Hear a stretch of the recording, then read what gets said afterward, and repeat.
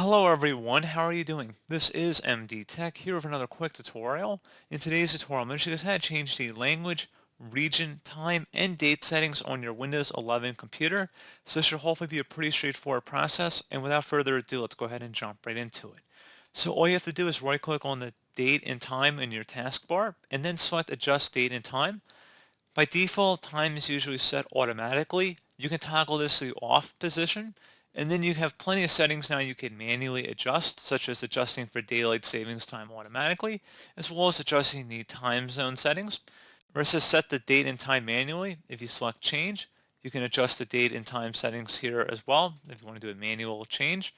And if you want to go scroll down, you can go underneath language and settings, which we'll go to in a minute. But you can also change the time zone, which is one other thing I wanted to mention up here as well. So anyway, going back underneath additional settings and then related settings, we're going to go select versus language and region. Go ahead and left click on that. So if you want to change the display language, you can click on the drop down. It'll show you all of the installed languages on your machine. If you want to add new languages, you could select the add a language button. And then you search for the list of languages here. And then you would search through the list of languages here. And you would select the local dialect as well. And then you would select it and then select next. And you go through the installation process. It could take some time. Again, especially languages, it can take a pretty long time. It's a decent sized download. On this page too, you can also set your default display language so it takes effect right away.